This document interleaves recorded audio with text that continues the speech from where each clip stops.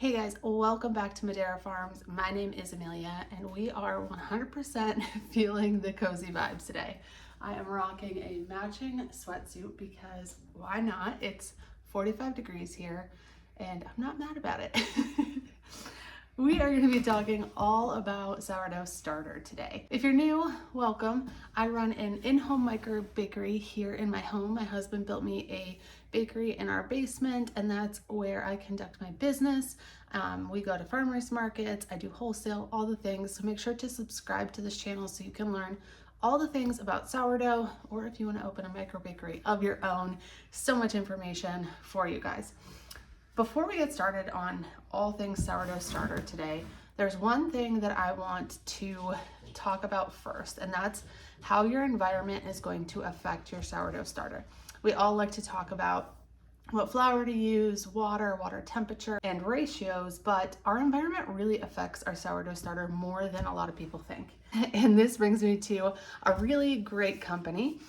This is the Wow Catch. So this is a fly trap all the insects that are floating around in your house catcher, and this just plugs right in and it consistently catches fruit flies, house flies, gnats, and so much more. It is friendly to your pets, but I am going to plug this in and we're going to see how many things it catches.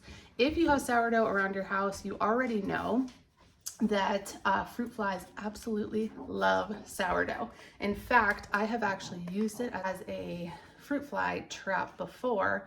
I put it in a jar, poked some holes in some aluminum foil, put it over top, and used it to catch some fruit flies. I'm not gonna need that anymore now that I have this Now Catch fly insect light trap. So inside the box, you get your little instructions that tell you everything you need to know, and then you get the trap. So it's so nice. It actually looks pretty sleek in your kitchen. It is just this light that plugs right into your wall, and then it has the trap that goes right into the back of it. So you get a bunch of little traps, and you just peel off the sticky part. You can actually touch it. It's super sticky, front and back, which is really nice. And then it just slides right into this little spot in the back. And then we just plug it right into the wall. It lights up blue. I'm so excited to be working with Wow Catch. I just think as a sourdough baker, there are many things floating around in the air, and we all know this time of year, it gets warm, it gets cold, and the flies are in and out, especially if you live on a farm like I do, and our kids like to leave the doors open. So we're gonna come back in a little while, and we're gonna see what was all caught in that trap. But while we wait and see its magic, we are gonna talk about sourdough starters. So many of you guys ask a lot of questions about your sourdough starter. I get messages all the time. My starter isn't doubling, it's not really bubbly. A lot of people get a dehydrated sourdough starter, which we do sell. I'll put a link of all that stuff in the description.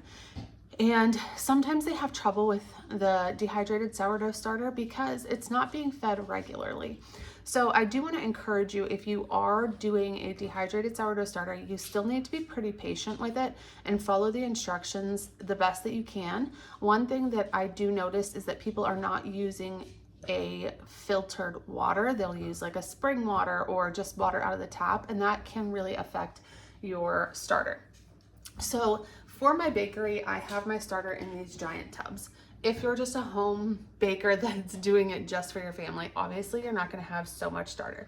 But let's say you only do a little jar of sourdough starter. You're not going to be needing this much starter all the time. And I've talked about this before on my channel. What I do is there are things that are called production feeds, and then I call it a production feed or a maintenance feed when it comes to my sourdough starter. And the difference is, are we feeding it to produce something? Are we feeding it so that we can make bread, or are we just maintaining it enough to keep it alive and active until we want to use it to bake. And this actually reduces the amount of discard that you have. We all have that jar in the back of our fridge that has a ridiculous amount of discard that we probably will never use.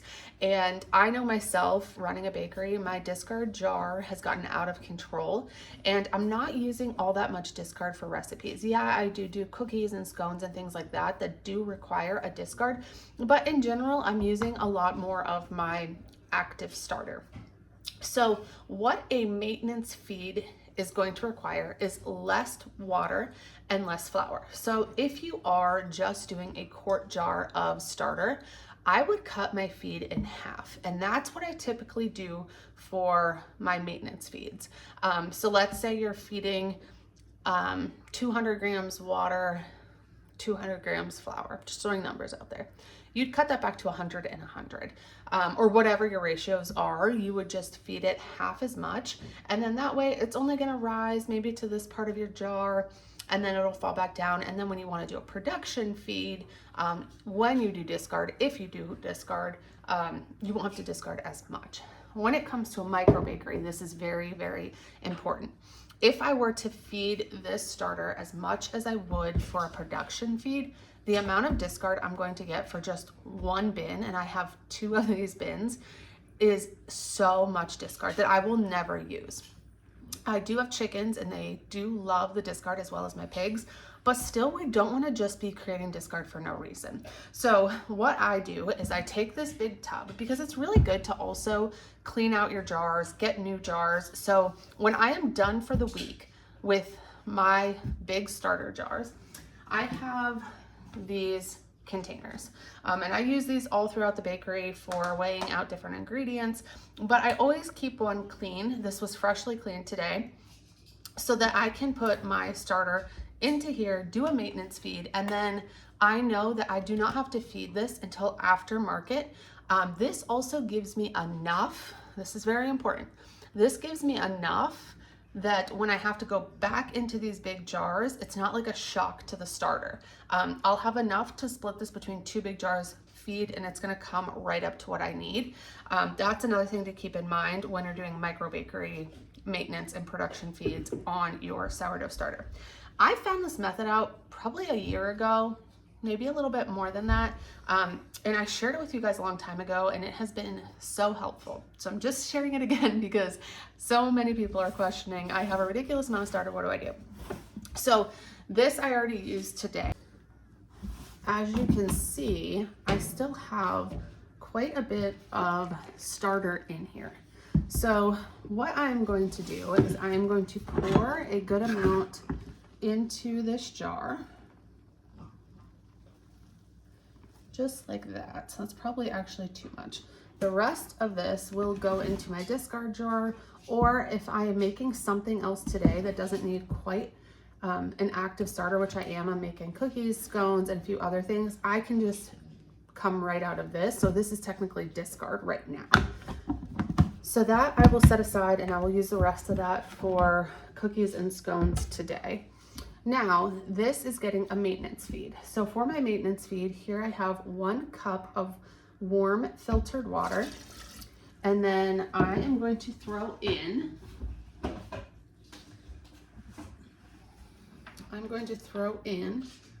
2 cups of bread flour.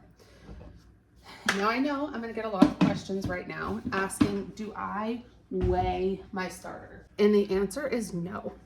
I have been able to eyeball it for quite some time.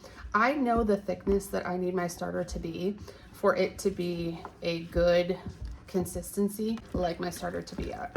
Once you've worked with your starter for a long time, if you're the one doing it, you can really eyeball it. You're gonna know what you like. If I had someone else on my team and they were doing it, I would definitely weigh out what I'm doing and then be able to give them numbers. But for now, it's just me.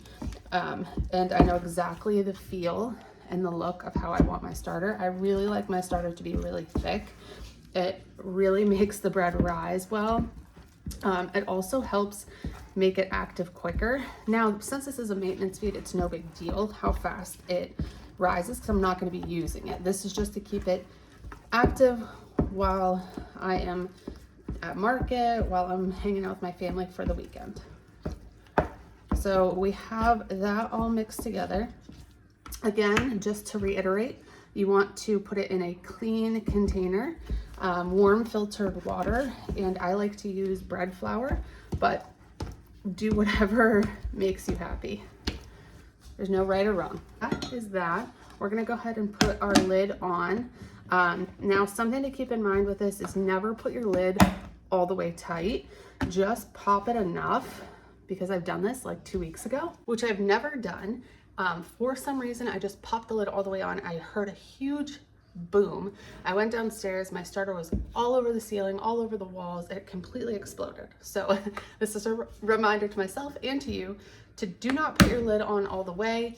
Just pop it enough, and hopefully your wow catcher will distract everything that would try and get in here into the fly catcher. All right, the wow catch has been in for about a day, so I just wanted to show you guys that. Look at all of that. There's a fly, and you can see it's definitely catching stuff around the house. But another thing I like to do is I have the reusable plastic covers that I use for my bread, and I'll typically put one of those right over top. So this is the maintenance feed, and I hope this is helpful for you guys. Again, if you are a home baker and you're just trying to keep your starter active on the counter, let's say you would normally feed 1 cup of water and 1 or 2 cups of flour like I did here. Say that's your normal feed, then your maintenance feed would be 1/2 cup of water and 1 cup of flour. So again, just cutting everything in half so that you're not getting so much discard. Now let's talk about a production feed. Production feed is when you're going to want a lot of starter for whatever you're baking. For a home baker that's doing this for family or for holidays, this is actually, I feel like, a little bit more tricky. I know for myself how many grams I need to produce X amount of loaves. So for example, if I need to do, each bin of mine does 15 loaves, and it's about 1,700 grams of starter. For you guys, it's gonna be a little different depending on what recipes you're using. It's not so calculated, so you're really gonna have to kind of figure that out. But again, the same sort of thing is true. You're gonna bump up how much you're feeding your starter. So let's say you wanna bake 7 loaves. It's a big holiday weekend, you're gonna gift some away. Instead of feeding in this container, you would take your starter that was in here and maybe purchase something a little bit bigger like this and feed in here. And instead of cutting everything in half for a maintenance feed, you're gonna multiply it by 2-3 times. Keeping in mind, when you multiply anything that's bakery related, the numbers are gonna shift a little bit. So just keep that in mind. There's calculators out there for bakers where you can go online and just figure out the percentages and all that stuff. But really the big picture here is production feed, you're gonna multiply. Maintenance feed, you are going to take away probably half of what you would normally feed. Now, if you're someone who does just markets and you bake for your family a little bit, it might be in your best interest to have kind of 2 separate starters. I did that for a really long time. I kept my family starter up here in my kitchen and then my bakery starter downstairs. And that way I was able to, if I wanted to just bake a loaf for my family, I didn't have to dip into any of these big containers to make a loaf. I was able to just come upstairs, have my little starter ready, and then I could pull and bake, you know, a one-off. So if you're in my situation where you're baking for your family, and you also run a micro bakery, but you're not like consistently baking through the week, you just do these little events here and there, not little, but events here and there. That might be another option for you. So alongside of the environment that your starter is going to be sitting in, you want to make sure you're catching any bugs or anything, because anything that goes in here, hair, anything, is just going to really affect your starter. It's going to kill it. It's not going to be able to maintain its health if things are getting in. very, very diligent when you come to working with your starter. And the temperature outside, the environmental factor that could affect your sourdough starter is going to be the temperature and the humidity. So right now, as you know, I am cozy in my matching sweatsuit, as I love matching outfits. I'm a big pajama girl. If you follow me, you guys know that. But the environment is definitely going to impact your starter. So if you live in a hot, humid place, your starter is going to react a lot different than me. I live in a very cool, humid place. So right now it's 45 degrees and it is really, really chilly, but still humidity in the air. So my starter isn't going to rise as fast, but there's still going to be a lot of moisture in here. And I'm sure if you live in different parts of the country, you can attest to that. So for me, it's very important that I know my temperature and how fast this is going to turn around if I need to use it. When we're doing maintenance feeds, it really doesn't matter. You can also counteract the temperature outside with how warm your water is. Sometimes if it's really cold, I'll heat my water up a little bit more in the microwave, and just to make sure when I'm adding it to it, it's warm, and that's gonna create a reaction much quicker than if I used room temperature water. Hope that makes sense. Temperature is going to be a huge factor in your starter's ability to react, become active again. So besides the external things that are going to affect your starter, you also have the internal, the things that are inside your starter. So we've already covered this, but I'm just going to reiterate. You want warm filtered water. I have a Berkey, which I love, and I use that water inside of my starter. One tip that I didn't know until like probably 3 months into my sourdough journey of being a micro baker, you can use your tap water in your bread dough, just not in your starter. I was using my filtered water in my dough, and I was like, I have to fill up my Berkey before I can start more dough, and that's just not true. So that's something I learned. If you guys are curious if you need filtered water in your dough recipe, you do not, just in your starter. So water is a huge thing, temperature of water, and then the flour that you're using. So there are starters with every kind of flour: rye, wheat, gluten-free, bread flour, all the things, okay? It does not matter what starter or what flour you use in your starter. Just know that different flours are going to make different flavors. They're gonna react different in your starter. I use a bread flour. For me, there's a few things. One, it's the most cost effective. So when I'm looking at my profits, if I were to mill my own flour, my bread would have to be another $3, $4, just because I'm gonna have to put that time into making my bread. So for me, it just makes sense that I'm gonna use a bread flour that's a high quality bread flour, and people like the flavor. It reacts really well, but there's not enough demand for me to do kind of anything else. Like, I've never had someone ask if I mill my own grain. I've never asked someone anything about the flour, really. So just be aware, there's all kinds of ways to maintain and keep and have an active sourdough starter. Your flour, water combination is definitely going to affect that.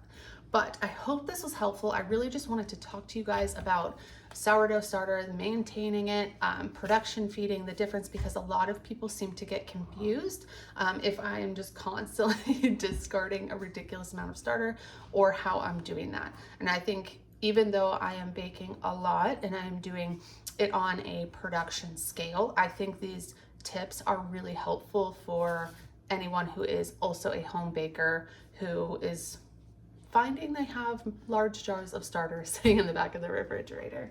So I just wanted to share this with you guys. I hope it is helpful. If you have questions, please leave them in the comments. I'm gonna put everything that I use, the bins, all the things in the description. Oh, before we go, what you use to stir your starter is also important. I recommend using something wooden, something silicone, plastic, not metal. Sometimes metal will create a reaction inside your starter. Now, people do it often, but my best tip is to try and stay away from using metal inside your starter. Hope you guys are nice and cozy wherever you're at and you're enjoying the start to fall. And we will catch you guys in the next one. Thank you so much for hanging out with me. Bye, guys.